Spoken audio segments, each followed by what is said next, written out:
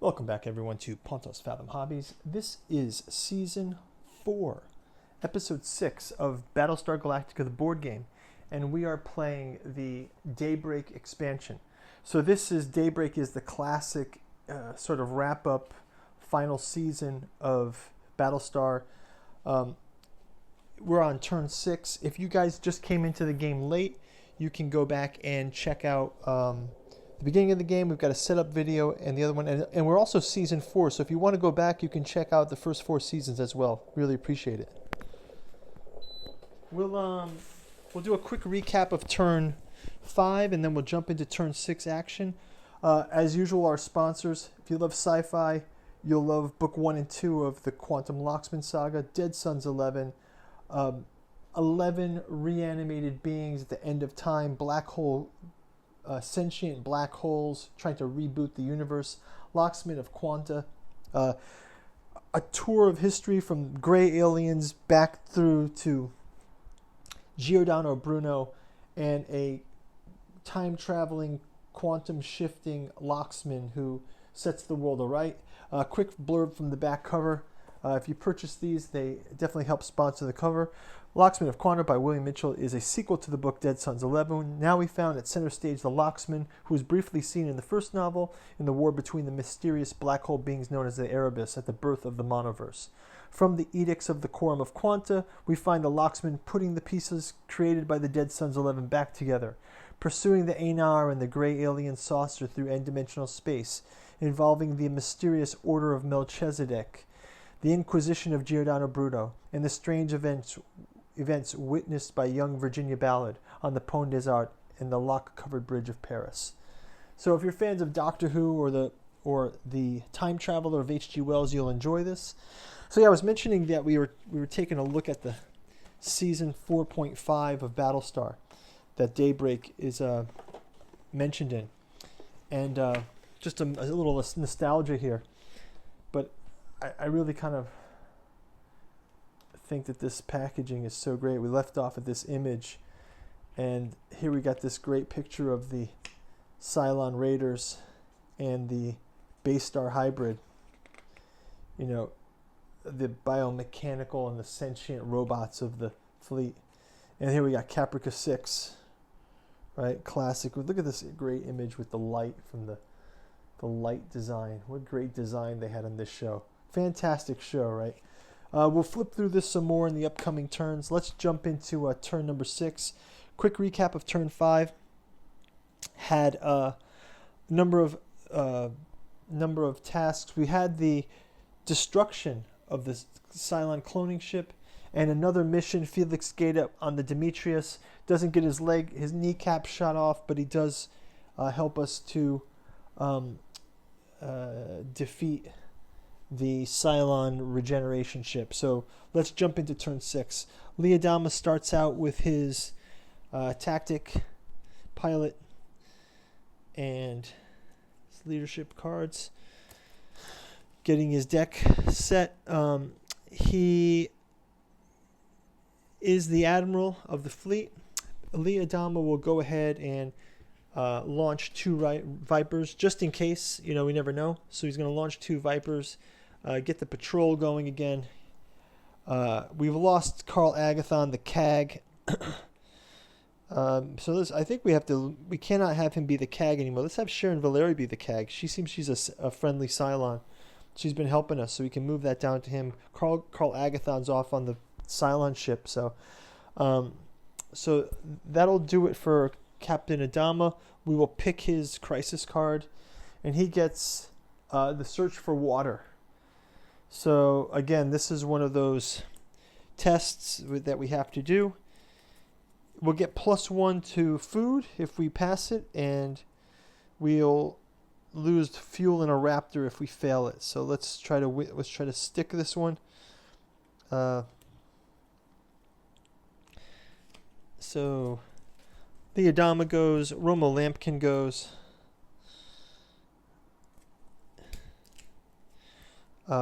Dr. Gaius Baltar goes,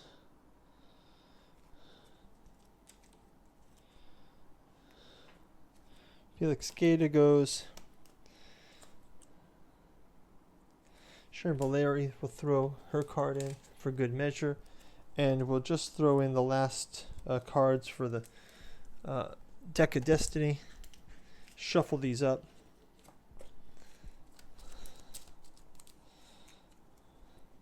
And let's see what we get. 3, 5, 6, 7, 8, 9, 10, 11, 12. Okay, so we get +1 for food. So finally a lucky break. You don't often see the clock go in our favor. We also have to advance the jump clock, so we just do that before we forget about it. We don't have any Cylon base stars on the board, so we're good with that. We got a crisis card played. Let's jump down to Romo Lampkin. Romo Lampkin will take a look to... Romo Lampkin's going to also jump over to... he'll get his cards. And he will also jump over to... Because it's friendly to the fleet. So Romo Lampkin will will kind of head over to the Cylon base star, I believe. Let's have him take a look at the Cylon Rebel base star. And he will...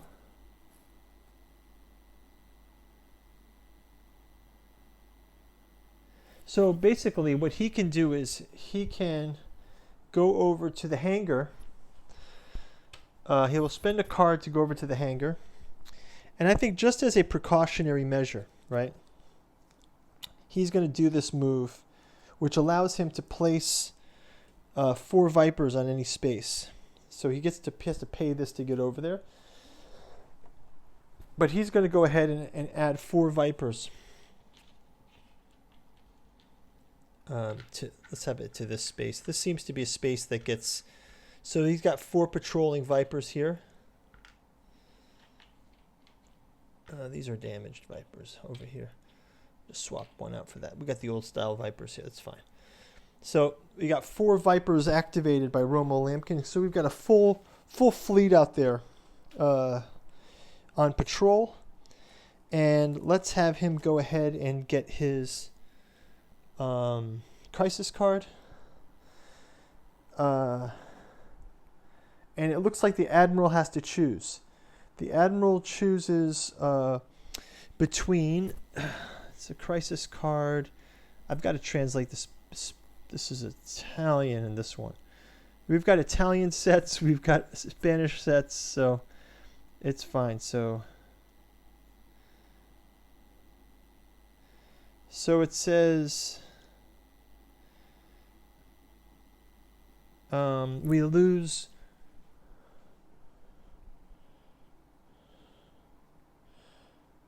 Oh, I've got to lose my ability cards. So Romo Lampkin will have to lose 5 ability cards. So let's have him discard these cards. And that's fine. He saves us from losing morale, but he loses a bunch of skill cards. No worries. He's off on the Rebel base star. That's kind of a cool idea. Romo Lampkin off there. And let's go down to Gaius Baltar. He just did his broadcast last turn. That was pretty cool. He got to play 3 miracles. Do his broadcast. We got 2 extra fuel. So this turn, Gaius Baltar will go ahead and he's going to move out of the jump. Oh, actually, we had to advance the jump for him also as well. So, I think we already did it. So, Gaius Baltar will stay in the jump. He will also get his cards.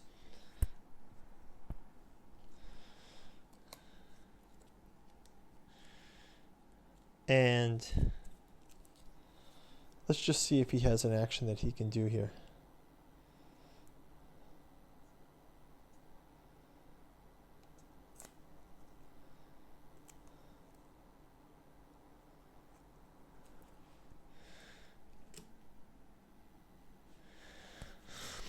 So I believe that he can... let's have him just move over to the Admiral's Bay, and he will put But he's in a different fleet. Cannot put him in prison. Trying to find a way, something to do to Carl Agathon. But it looks like we can't do that. Oh, we did jump, so we get to put this card back. This card is now out of here. So, actually, he can do that. Actually, he can come over here with to the Demetrius with Gata, pay a card up, and we can get our new crisis card. So he will pay a card to move over to Demetrius. We get a new crisis card. Whoa. We get this one. So we can win another point. So that would bring us up to 9 points for this one. So this card is the mission card for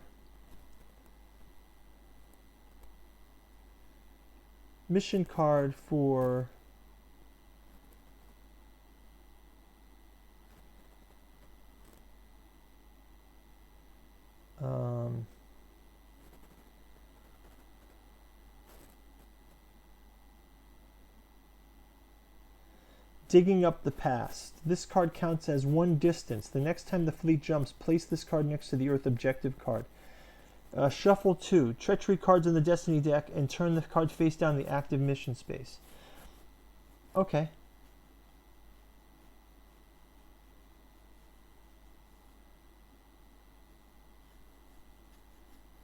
An active mission phase. So let's try to beat this card. Okay, so we have it here. Gaius gets to go. We need 14, so he can already play a lot of it here. Felix can go for 1. Leodama can go for 2, 4. Normal Lampkin can go 1. We'll grab 2 from here. Destiny deck. Let's see what we get.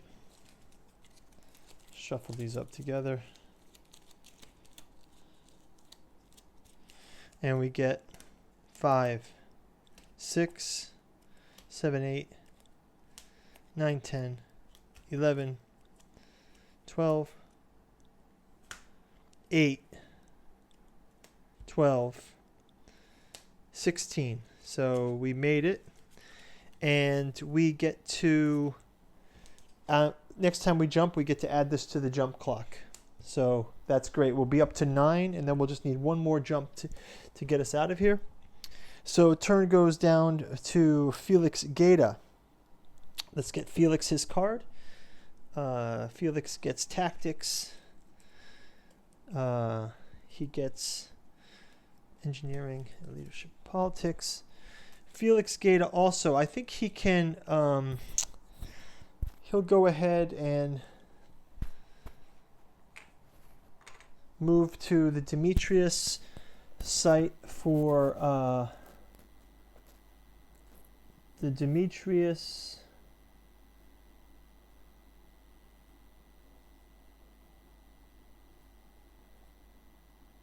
everyone gets to draw a skill card. So just everyone gets a skill card here. Even the Cylons. So that'll be a good one. And we'll go ahead and we'll grab him his crisis card. And there's a controversy. So it's either -1 morale or +1 morale.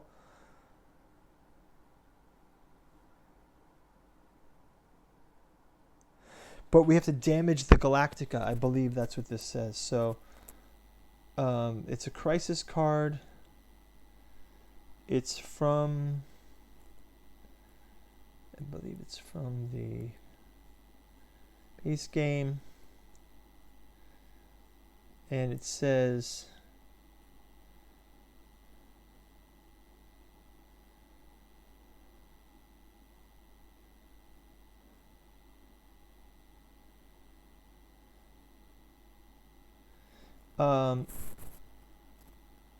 but we have to damage, so basically we get -1 morale or damage Galactica and get 2 damage to Galactica. Wow. Okay, so let's take 2 damage to Galactica, and we get +1 morale. So our morale is going to go up to 7, but we're going to take 2 damage to Galactica, and damage 1 is going to be in... Let's just pick 2 here. Damage 1 is in the Admiral's Quarter. Damage 2 is in the hangar. So that's our 2 damage. We get our morale up 1. And let's go to move down to...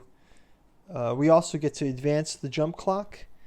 And we'll move down to Carl Agathon, who he is going to go to New Caprica. Let's just have him go. And take 2 cards, crisis cards. Take a look at these. And move him down to the bottom of the deck. Okay. And finally, Sharon gets to go. And Sharon is also going to... she's going to move down to... Actually, she's going to come back and jump to the CIC. And she's going to pay a card to do that. She will also take her cards. And we'll get 1 crisis card from her. And again, this is the President's Choice. -1 food. Yeah, okay, we'll just go with the -1 food. But we also here we have the jump also. So we can go ahead and move the jump clock 1. And then Sharon can roll for that. And I believe if I have the booklet here.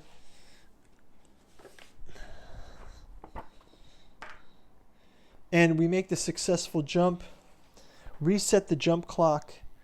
We get to move this card into the Cylon. So now we have 2, 3, 6, 9. Plus we check our next card.